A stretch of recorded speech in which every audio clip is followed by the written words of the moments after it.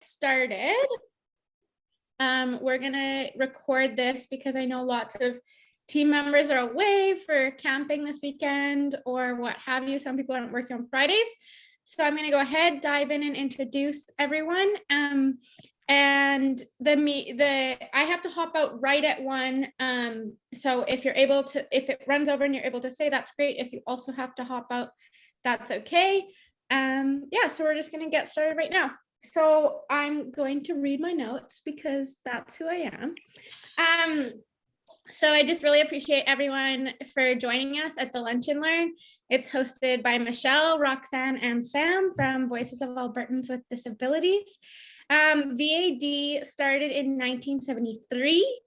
And since then, it has been a provincial cross-disability organization of individuals with physical, mental, sensory, learning, and intellectual disabilities. They're dedicated to improving the quality of life of people with disabilities through their efforts, services, and programs. So I'd first like to introduce Michelle Bissell.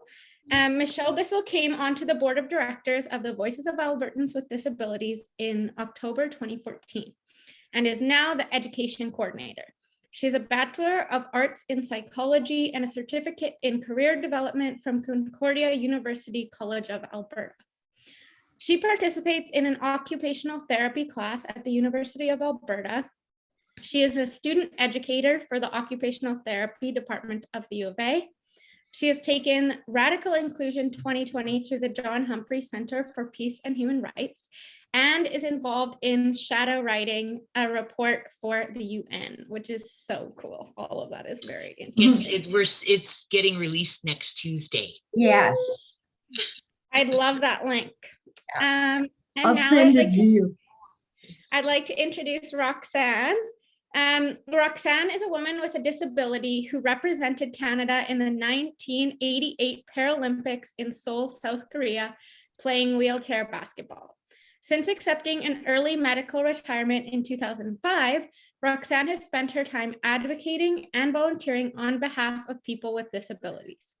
Currently, she gives ableism presentations for Voices of Albertans with Disabilities, is co-facilitating radical inclusion with the John Humphrey Center, and serves as a fellow with the Affordable Housing Solutions Lab at the University of Alberta. So welcome, Roxanne. And lastly, but certainly not least, Sam Mason, pronouns they, she, is the accessibility coordinator at Voices of Albertans with Disabilities. They have a Bachelor of Commerce from MacEwan University in Edmonton, where they focused on marketing, economics, and sociology.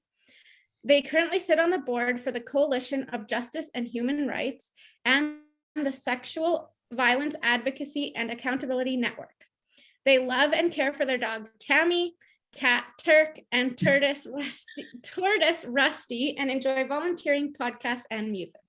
For any inquiries about accessibility or to find out more, you can obviously email them, and you're going to get lots of information during this presentation.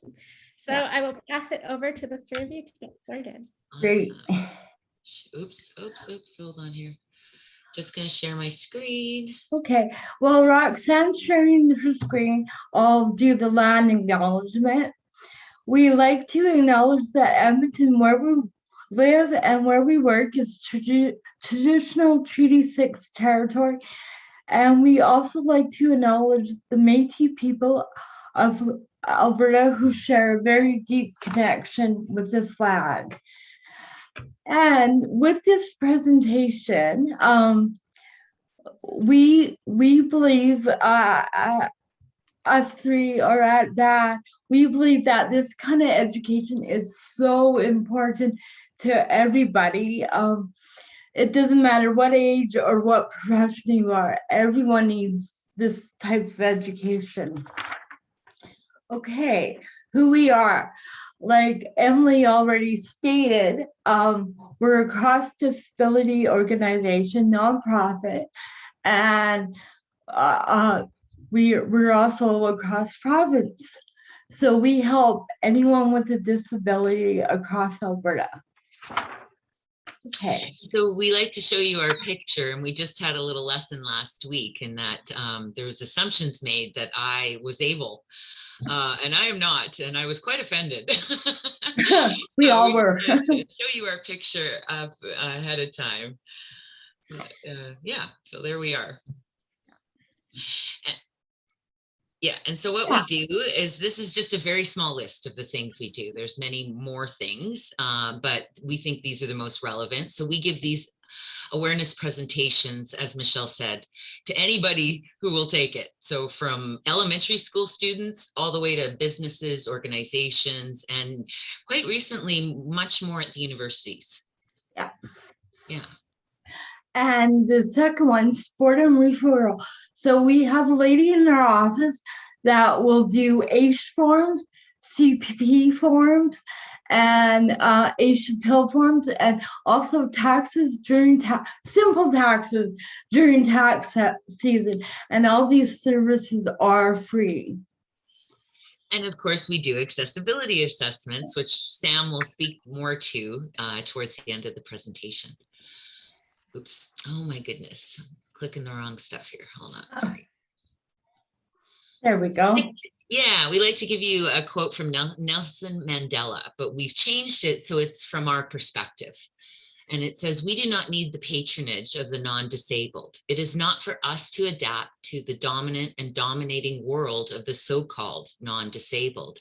It is for them to adapt their understanding of a common humanity, to learn of the richness of how human life is diverse, to recognize the presence of disability in our human midst as an enrichment of our diversity." Okay, and normally we would take you through this, but we've decided this is what we're going to cut today in order to try and stay on time. But we created this ableism backpack, and it was originally created in the Black community for people to understand white privilege. And so we've just adapted it, and you can see some of the questions that we ask. And so it's just to really consider and recognize where our privilege stands. And just to give you an idea, if Michelle and I did this and the next page, we come out about middle. So, you know, we don't see ourselves as having no privilege, right? We do have privilege, as does everyone. And it's just to recognize where it is.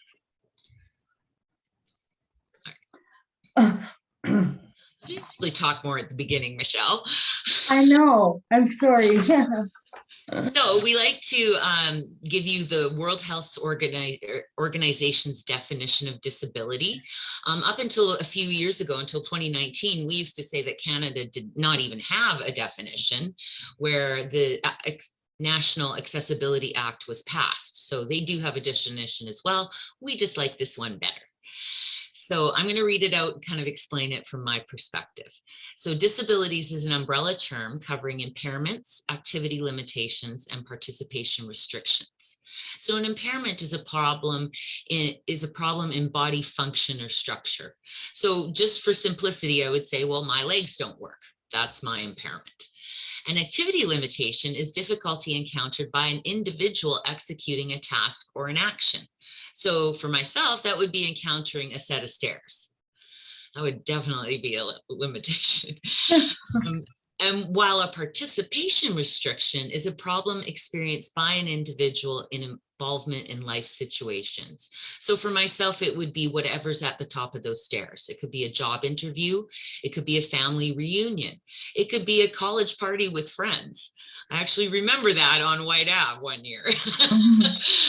Somebody probably carried me, but at my age, we don't allow that anymore.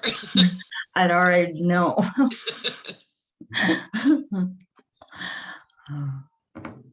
Okay, so the second part of the definition is disability is thus not just a health problem. It is a complex phenomena reflecting the interaction between the person's body and the features of the society in which he or she lives. Overcoming the difficulties faced by people with disability requires intervention to remove environmental and social barriers. So what this part is saying is it's not just the person, it's the environmental and the social environment that they live in that can cause the barriers as well. And just to explain the scope, disability covers many conditions, some visible and some not visible. A disability may have been present from birth, caused by an accident, or developed over time. There are physical, mental, and learning disabilities, mental disorders, hearing or vision disabilities, epilepsy, drug and alcohol dependencies, and environmental sensitivities and other conditions. So as you can see, the scope is quite large. And we just like to quickly review some of the laws affecting people with disabilities in Canada. So in March of 2010, Canada ratified the Convention on the Rights of People with Disabilities. And this actually kind of surprised me at the time, because when you ratify a convention, you are saying to the world, we're on it, we do it, we live it, this is how we roll. Which unfortunately is not the case. They ratified this convention, didn't even talk about it. It was barely, I think I sort of stumbled upon it, where it should have been a big celebration that we did this, but instead it was done by Stephen Harper and not really talked about. And so unfortunately then in April of 2012, or I mean, April 12th of 2019, a UN special rapporteur came to Canada to look at our programs and basically gave us a failing grade. So you can certainly look up that letter. It's easily Googleable. And yeah, she basically gave us a failing grade and said that Canada lags behind other developed countries significantly. We still treat disability like it's a charitable, like it's something to be taken care of by charities, which is not the case. Our needs are not charitable. We grow up here, we work here, we pay taxes. It needs to be done from a different perspective. So on that note, we did pass the Accessible Canada Act in June 21st of 2019, but unfortunately the Accessible Canada Act only really regulates federally mandated businesses, which are like banks, the transport industry, airlines, train stations. And it's expected that then each province would then adopt its own Accessibility Act, which a few provinces have, but not Alberta. I've heard little talks about it, but nothing concrete as of yet. So just some stats, and believe it or not, 2017, these are recent stats. So a survey in 2017, 22% of Canadians identify as having a disability. So that means 1 in 5 people, so 22% of Canadians over our Canadian population aged 15 years and over identify with having a disability. So that's about 6.2 million individuals that identify with having a disability. 2 quick things to keep in mind. Not everyone identifies with having a disability, so they're not in these stats. And also, these stats don't include not the people that the person that has a disability. It doesn't include the people that person's life affected, like their parents, their siblings. So that does not include that. Yeah, everyone affected. Yeah, right? thank you. Yeah, absolutely. So just a little something to think about. Disability does not discriminate. Disability exists in every demographic. People with disabilities are female, male, young, old, everything on the screen plus some. So if we improve the lives with people with disabilities, then we may improve the lives of people in every demographic. We think this would be worth the effort to put a little more effort into disability, and it literally would raise the status of every other group as well. And so activities of daily living are really important, and they must be supported in order for us to move on and do other things like get educated, employed, married, have kids. And often this is where things don't happen properly. Michelle and I both grew up with our disability, and there's no real support offered to us as adults. And so Michelle and I are very independent. We made it work, you know, but we see many of our peers that struggle right at this very basic part of their lives. And we live in a housing co-op that has a home care company that supports people. And because we have that here, we have many members that work full time that otherwise, could have ended up in long-term care facilities because of our poorly sort of laid out supports. And so that's why we like to really focus on this, is that supporting those daily activities of living can make the difference between being active in your community or not. We even see people here who don't work, they volunteer, they get out every day, they participate in their communities. This is a crucial part that we often don't consider and don't talk about. So spoon theory. The premise of spoon theory is that everyone wakes up with 10 spoons, and the spoons are our energy for the day. So I'll use myself as an example. I wake up with 10 spoons, not often, but sometimes. By the time I get up and make the bed, and keep in mind I have a king size bed, so it's a lot of walking around the bed. By the time I make the bed, wash up, do my hair, get my stuff ready to go, I'm down 2 spoons. Then I have to spend time waiting for my ride, and then transfer from my scooter to the seat. And then once I'm at my destination, I had to transfer from the seat to my scooter again. So by then I'm down 1 more spoon. I have 7 spoons left. I work the day, so I've used about 5 spoons at work. When I get home, I have only 2 spoons left. I don't have enough, or I just have enough energy to get changed, washed up, and eat supper. Quite often, I don't have enough energy to log in for a Zoom meeting or visit with family and friends, whether Zoom or on a phone call.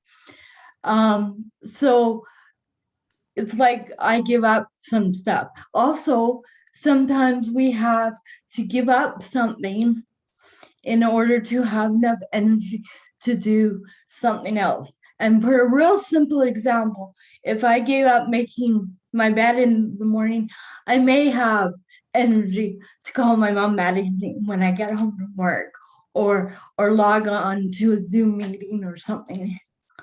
Yeah, no, and this is really important. And I wish I had learned this sooner, because I realized this is what was happening when I was working, is I would get home at the end of the day exhausted, and I had no energy. I was underemployed, but had no more energy left to improve, right? And to get a better job. And so I was stuck in this quandary for many, many, many years.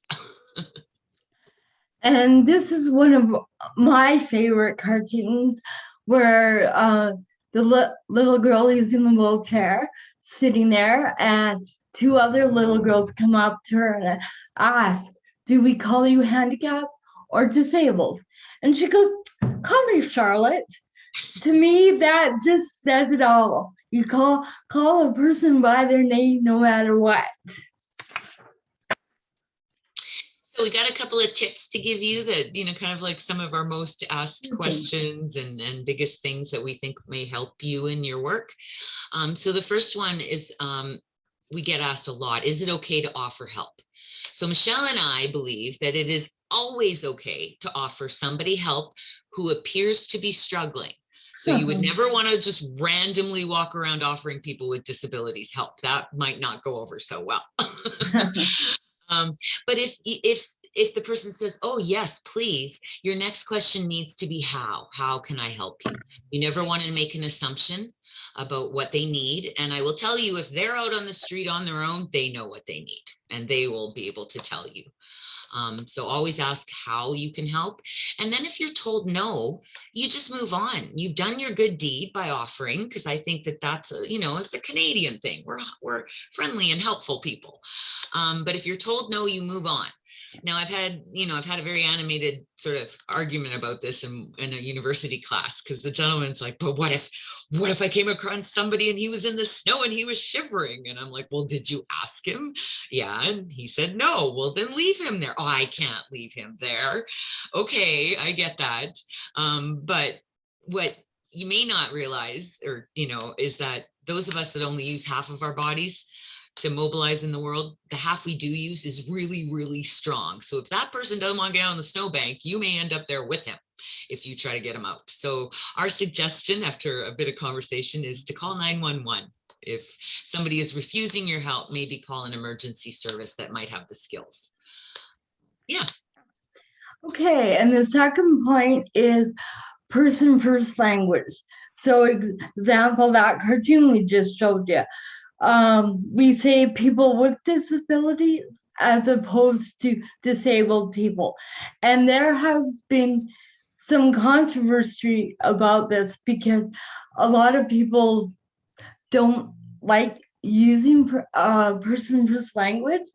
And in the UK, is it, Roxanne, that it doesn't exist? So it's personal preference too, but I mean, it's a good idea to use person first language. And I was going to say something else and I forgot. Yeah. So the premise is that you put the person first and the disability second. Yeah. We are not defined by our disability. We are people first. So that's And kind of the premise. Ideally, you want to call them by their names. So, Exactly. Yeah.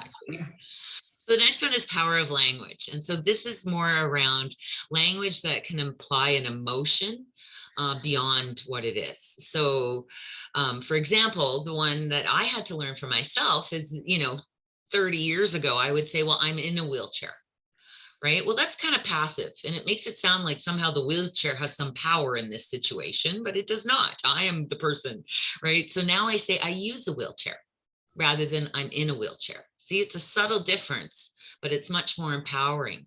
But the other examples I like to talk about is like when people say afflicted with blindness. No, person's just blind. They're not afflicted, they're just blind, right? Some people say profoundly deaf. That's a medical term. People are just deaf. Right? So don't add a word that implies a feeling around it. Like many people, and still, even when we give this presentation, people say confined to a wheelchair. I am not confined. Like the wheelchair is the most freeing thing that happened to me in my life. Before that, I had full leg braces and crutches and was dragging my body around, right? So it's really, you don't want to imply how somebody feels. Say wheelchair bound. Again, I don't feel bound. In fact, I am not. I would never bind myself to that piece of metal.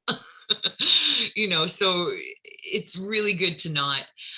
Did I miss any that were important, Michelle? I don't think so. No, I think you got them all. Yeah. And the last one is don't make assumptions. And we're all human and it's human nature to make assumptions, but really think about what you're assuming if you're going to make one. One of the most common assumptions or questions that people make about me is when they find out that I'm married. The second automatic question that they ask is your husband disabled as well? And I'm like, oh no, he's not. Am I doing something wrong? Oh my God. Because there's no rule saying that a person with a disability has to marry or hang out with other people with disabilities. There's no rule saying that whatsoever. And I'll give you an example that happened to me while doing these presentations. I went to a school and I was early. And so the teacher and I went to have coffee and chit-chatting, and she asked me if I was married. And I said, yes. And she goes, without skipping a beat, she asked, is he disabled too? And I said, no. And she looked at me and she goes, I'm shocked. And I looked at her and I said, I'm shocked you're shocked. So there's all kinds of assumptions out there. But there is one we would like you to make. And Roxanne's only one. And Roxanne's gonna explain that one to you.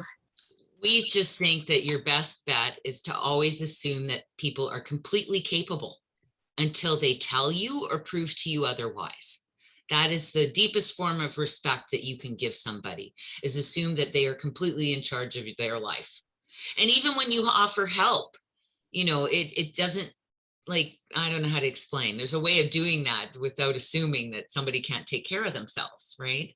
And so we make a lot of assumptions, and Michelle and I have been hit by a couple lately. So it's, you know, clear in our mind, because assuming that I'm able and only is, you know, first of all, I shouldn't be speaking about disability the way I do if I'm able-bodied, right? It should be people with disabilities doing this. So yeah, anyways, assumptions are very, very important, and to challenge yourself all the time. Am I making an assumption that maybe isn't right? Maybe I should just, and we often like to say, be curious, not critical. So then rather than making a judgment, just ask. Most of us that are out in the world with a disability are happy to answer thoughtful questions. And also with all these phrases that we just went over, I always like to say, you change the language, you change the perception of things. So just even little subtle things make a difference. Okay. Okay, so these are the negative words and phrases that Michelle and I would love, well, you know, to see some of them disappear completely in the world, but they are a reality in which we live. So the first one being handicapped. We still even see that on signs, right? It should be a golf term. It's really not helpful to us. And there's a history behind the word. And I'm going to tell you one of the origin stories. So that if you go online, you're going to see, oh, it's not that. And there's a big argument about the origin of the word. But I want to tell you this story to help you remember, is all my goal. So, you know, hundreds of years ago in medieval, you know, England, the king sent his people off to war, right? Well, they come back wounded. They're war veterans. But at the time, in the medieval times, it was illegal to beg on the streets.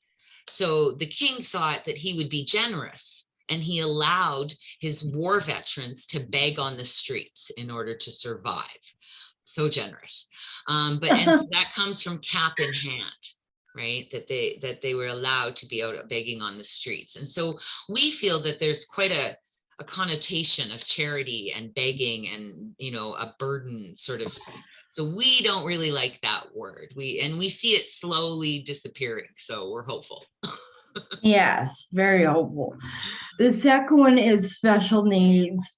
And first I'm gonna tell you kind of the origin of the word or why it came about, and then my own example. So the phrase came about as an attempt to be less negative, labeling disabled children's educational needs rather than their condition. So that's kind of where it came from. And it's usually associated with healthcare and social care professionals and in schools, which is where I got it. So when I was in junior high and high school, I was labeled special needs because I needed an aid. And I cringed every time I heard that word. I just really don't like it. It excluded me even more. It didn't include me because I got other kids said to me, well, you're one of those kids.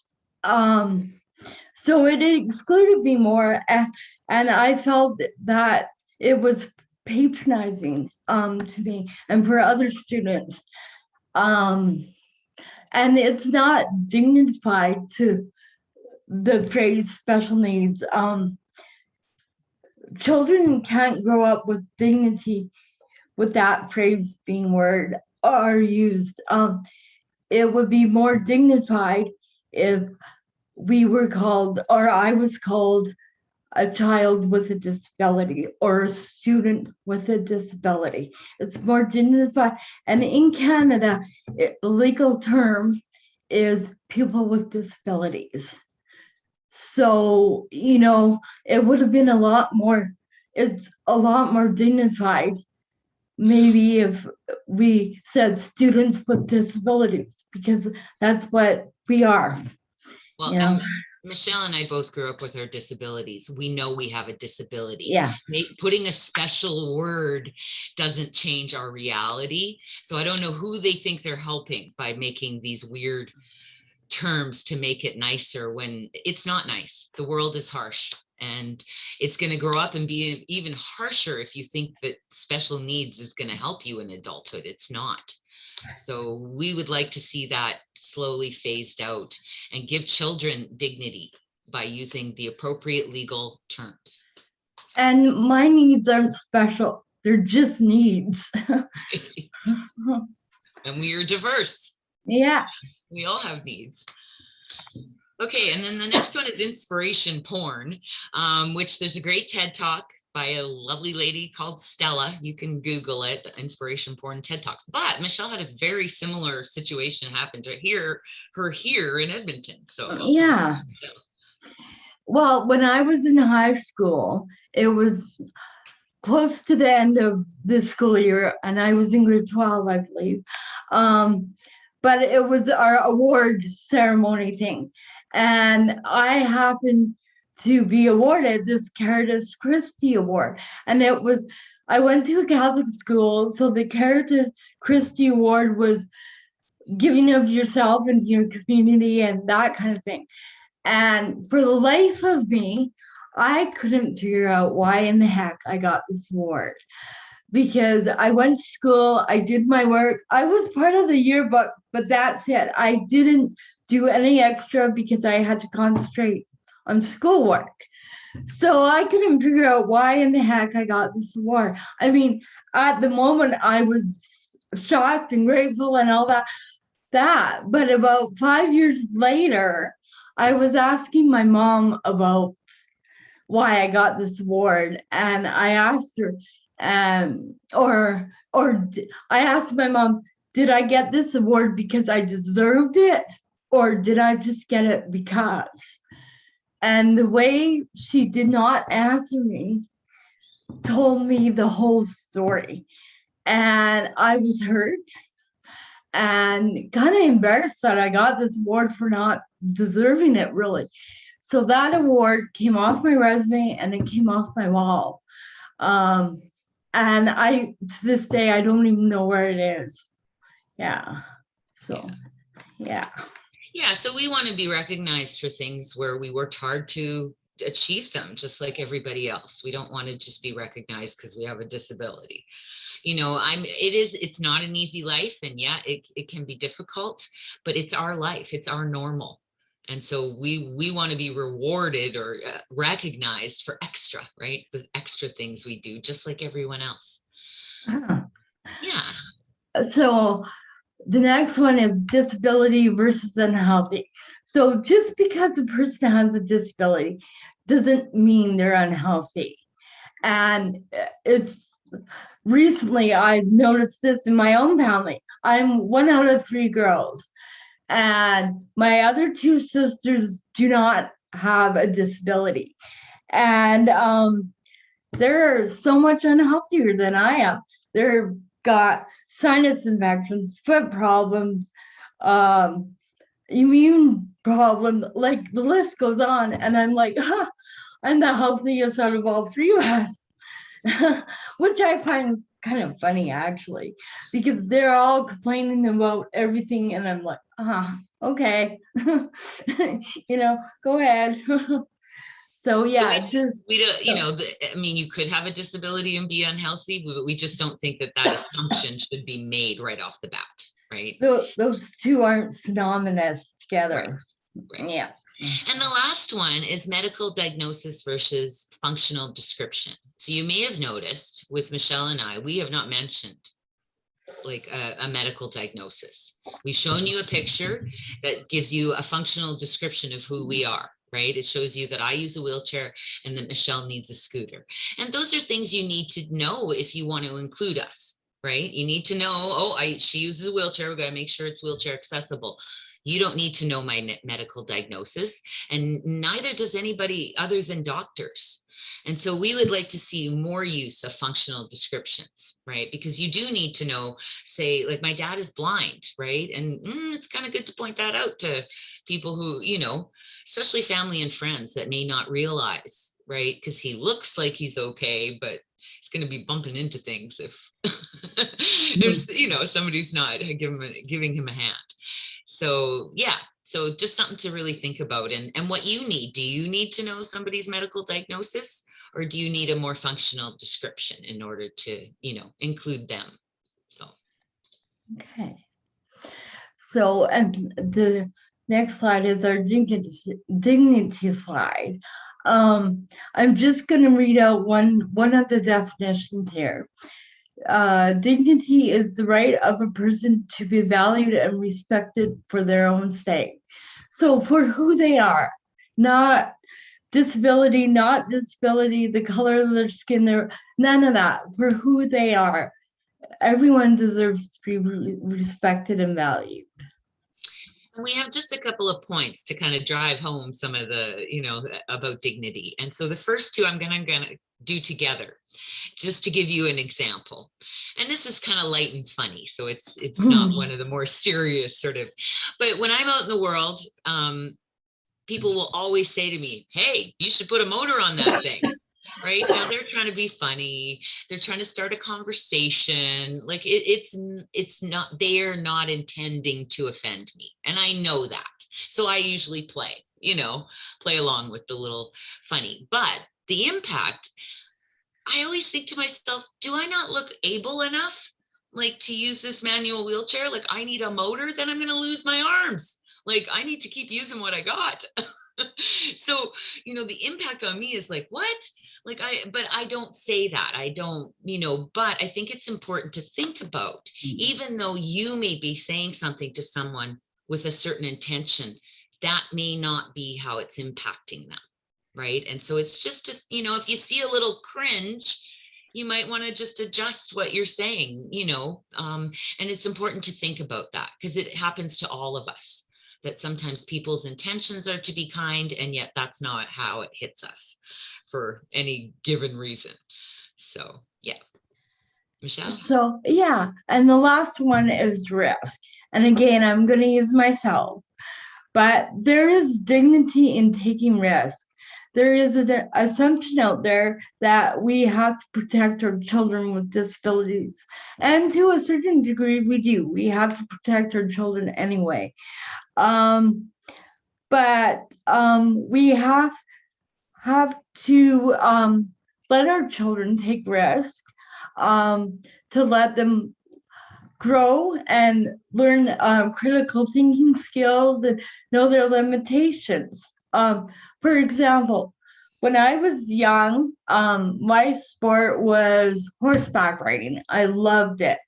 My mom would never, well, a handful of times, but she didn't like driving me to my lessons or watching my lessons because she was afraid for me. Little tiny Michelle on this great big horse, and it was scary. And even after a couple really bad falls, I got back on the horse. My mom never did say no to me. You can't do it, it's too dangerous, because she knew that it was good for me, not only physically, but mentally as well. It built my confidence. It gave me skills that I needed in the world. And that's no different than from my other two sisters who took risks too. So yeah, we all need to take risks to grow. And actually, Roxanne has a cute little story as well. Yeah, I know we're getting close on time, but Okay. I was teaching wheelchair skills at the Glenrose Hospital one year, and I ran into a little 8-year-old boy, and I said to him, "Hey, we got to teach you how to do wheelies." And he started to cry, and I was like, "What is going on?" Like, little boys love my wheels. They follow me around stores, and I what is happening? And then I found out that mom had said no, it was too dangerous. But in fact, if you want to be a good manual wheelchair user out on the streets out there, you have to know how to do wheelies, right? And mom was thinking, well, that's too dangerous. Well, life is dangerous. Life is very dangerous, especially when you live with disability. Like, I find it all a little weird because every time we go to our house, we're in danger for many reasons, and so kids need to take risks, and life doesn't get easier. It only gets harder. And so my recommendation to all parents with kids is you got to let them. They're already disabled. How much worse could it get? Now, that's just me trying to be funny. I would think differently, I think, if I was actually a parent of a child with a disability. Our instincts are to protect them, but the best thing we can do is let them. And I wouldn't have been a Paralympian, right? Had my, and again, I learned how to do wheelies in my living room on the farm. My mother was probably not paying attention. Yeah. I don't think I got permission, but I was given the freedom to take those kind of risks, and it's crucial. So. Okay, and quickly, I'll go through this. So we see that there's 3 different types of general disability in the world that we think it's important to understand, right? So the first is being developmental. Any of us that grew up with our disabilities, even if you had an accident as a child, when you grow up with your disability, you are institutionalized by the system. You tend to believe that there's always people that know your body better than you do, that there's these doctors and authority figures, especially as a child, right? You see them as these people that know everything, when it's not true. I mean, so when you grow into adulthood after, growing up with a disability, there's a real challenge, right? I had to really, because my instinct is to believe authority figures. Everything they say, it must be true. And no, I mean, it was only in adulthood that I realized, well, even the concept of disability is relatively new in our society. And the doctors don't know everything. They're trying, and they're kind, and they mean well, but I guess I worry about my peers because they've been conditioned to believe that other people are in charge of their life, right, rather than themselves. So it can be a bit of a challenge to sort of grow up into adulthood. Whereas people who acquire their disabilities later in life have a much different perspective. Often they're very motivated to get back to what they had, whereas we don't know any different. This is how we grew up. They also may have access to insurance and resources that people that grow up with their disabilities don't have. And I find that people who acquire their disabilities later in life tend to be a lot more assertive. They've already established their self-esteem without a disability. And so it's a bit different. Michelle and I notice, we can tell right away, right, if somebody grew up with their disability or didn't. So there's definitely a different perspective. And then seniors, of course, seniors, 76% of seniors have a disability, but don't try and tell a senior they have a disability. I mean, my parents are good examples, right? I've said that to them and they're like, but Roxanne, I mean, it's nothing compared to what you have. Well, yeah, my dad's blind. Like, it's a pretty big deal. But seniors don't like to identify that way. And so I think it's just important to be aware of that and to not force that label onto them. They're very proud of getting to where they are, and they don't want to see themselves or perceive themselves to be weaker in sort of as they age. Okay, so we'll quickly run through these. I know we're getting close on time. I know, here. we should just read them. And okay, yeah. So the first one is, so tips for all disabilities. The first one, relax and be yourself. We're all just human. Yeah, and treat each person as an individual. Ask them what would make them most comfortable and be respectful and considerate.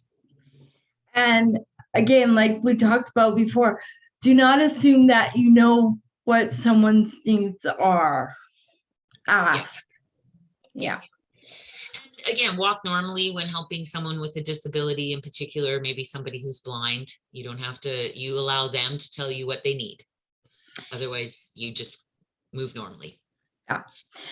The next one, don't touch or move any equipment that is used by a person with a disability without consent. You always ask.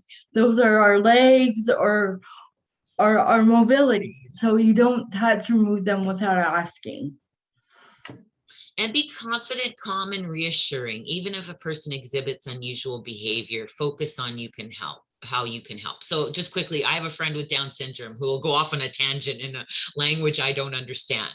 And I just stay calm and let him go. He's probably nervous about something. And after a minute or two, he reverts back to normal. And it's just not to make a big deal out of it. It's just a coping mechanism that he uses. It's not a,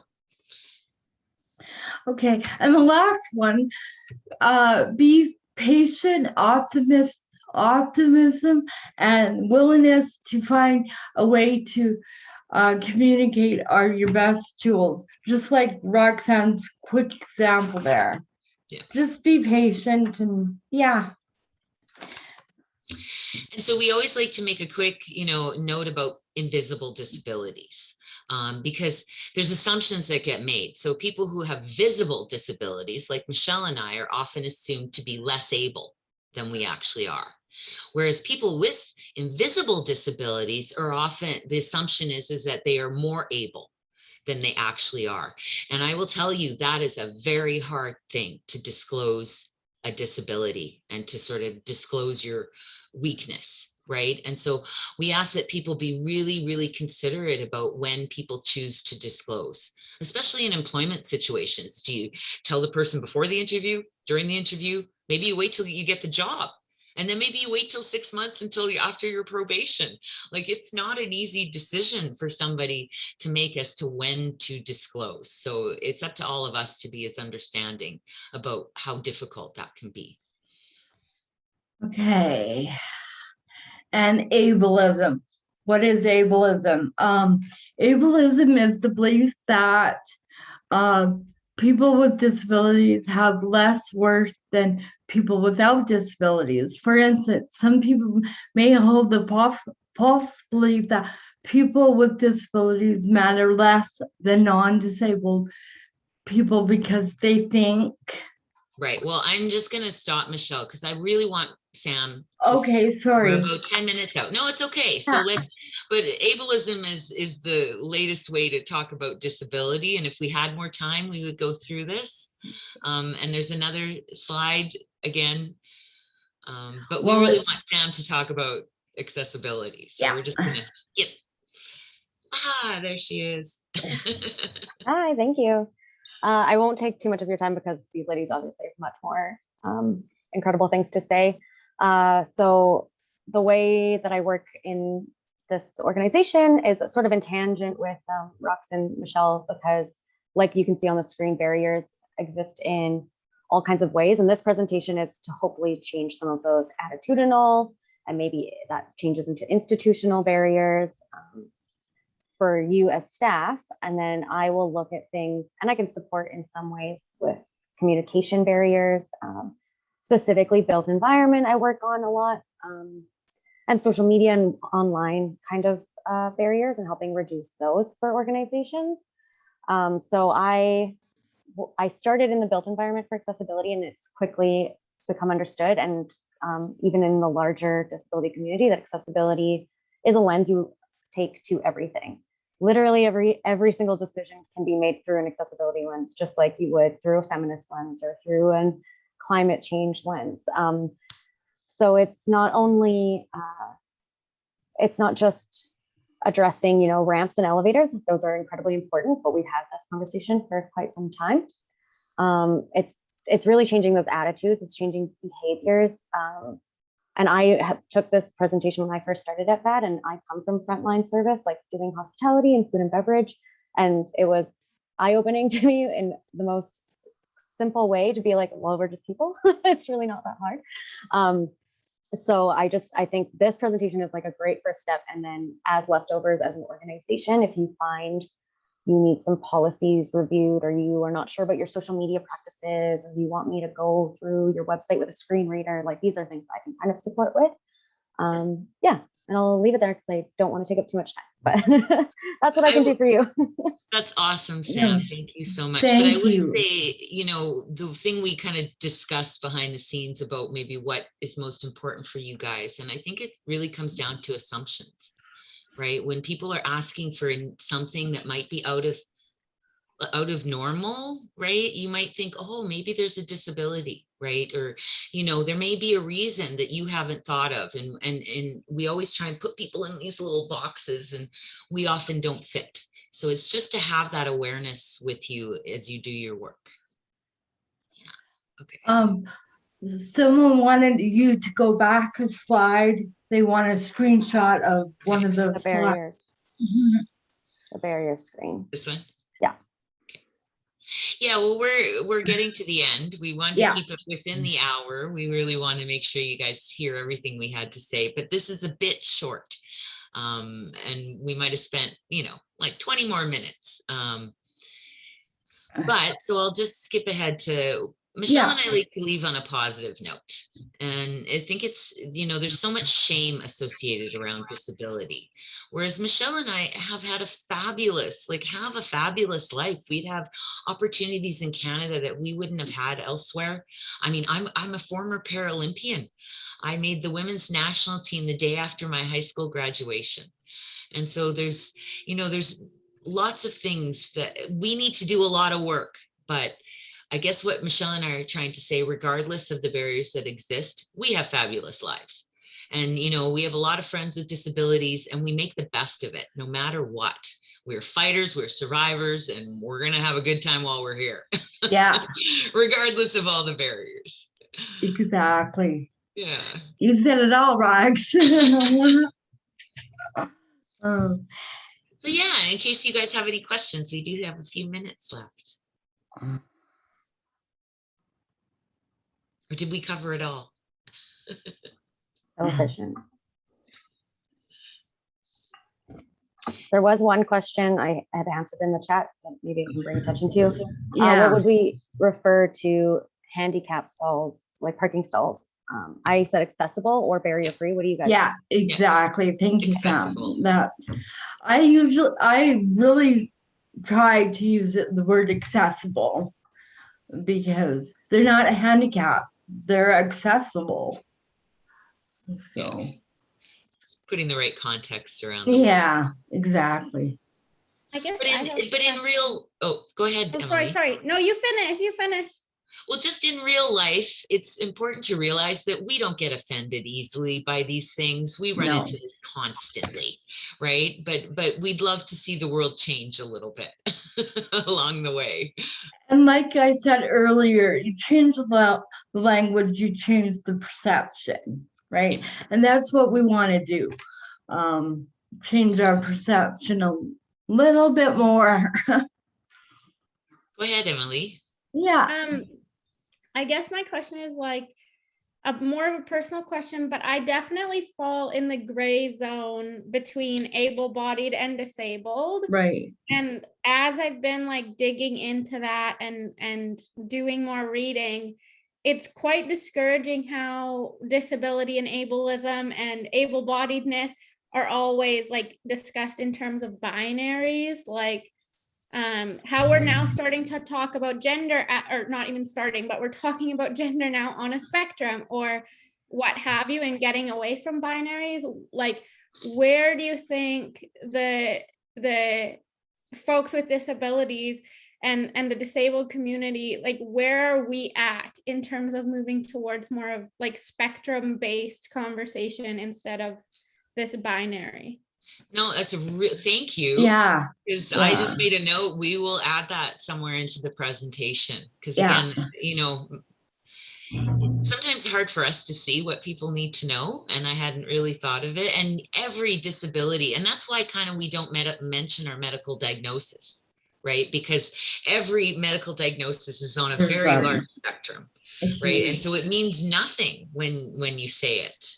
So thank you. We'll try and add that into somewhere where we're talking about it. And I mean, I guess we try with the invisible disability slide, because that's been one of the major criticisms we get from people is I don't feel represented as somebody with an invisible disability, but I really like the idea of putting the spectrum in there. So thank you. And I think, like, for me, I can have an invisible disability if I wear pants, but if I decide to wear shorts, then all of a sudden it's very visible. And Emily, when I'm on the phone, talking to someone, I have an invisible disability. No one knows. It's not until you actually see me in person, right? And I think it comes back again when we look at the medical versus social model. It's like how disabling is society? Because I know I know people who are quadriplegic who don't have the use of their hands or legs that have enough, probably money, really in this case, and accommodations to not live a very disabling life. Yeah, and it often comes down to the barriers. And actually, one of the notes I made, which we haven't really incorporated, is if we took off our glasses, right, I would have a disability.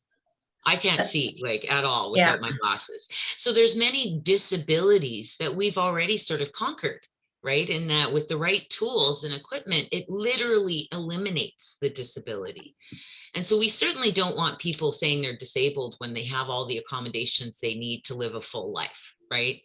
We're really talking about the people that don't have those, that still have insurmountable barriers. And again, it's important not to make some assumptions, because social economic status, family, that's one thing that we see, is that people that have very supportive families often go a lot farther. And that's really sad to me. Everybody should have an opportunity to excel and grow and get out of a dysfunctional family if you need to, not be stuck in it forever. So, that's why we need good supports for people, because they don't always have great family support. And so we need to equalize that. Yeah. Somehow. Any other questions? I just want to say I really appreciate you guys taking the time to talk to us today. I have a son who was born missing some fingers. And so I've been on a journey of trying to figure out the right language to use and how to talk to people about it. How do I answer people, when they say, what's wrong with him? Or, just stupid questions. And so I appreciate the resource that you guys have been, and helping to help me along my journey. The term I have kind of settled on, and I don't know if it's the right one, but the community that we've kind of surrounded ourselves with say that he's a person with a limb difference. Okay, yeah, that's great. That's what I would have suggested. Limb difference. Yeah. And you know what? We can continue to support you too. You can always contact me or Sam. And if you want Roxanne, you contact me and I'll pass the email or the message on. Roxanne, do you want to put our contact info up, please? Yeah. Okay. So I just want to make a note that we get government funding to do these, and all we ask is you complete the little survey we're going to give you. And Michelle sends an email as well with the link. I sent it to Emily. So I just wanted to make a comment. I think it's Paul. Sorry, is it Paul? Just that, I think it's most important to normalize, right? Yeah. Like my parents were just like, well, whatever, it's just what we do. Like, and I think for, your son, it's just important to normalize it. Well, so you're a little bit different, big deal. You still have chores and you still have responsibilities and, so that helped a lot that, both Michelle and I had families that just went, so what? Like, carry on. We expect the same from you as your siblings, Yeah. So. Rox and I both had chores, and I was the only one that didn't mind though, actually. But we all were involved in different sports. I was treated really no different. I had to adapt to situations, but that's about it. So thank you all. We're 1 o'clock right now. So we appreciate the time that you've taken today. And you stop recording, Michelle? I will. Okay.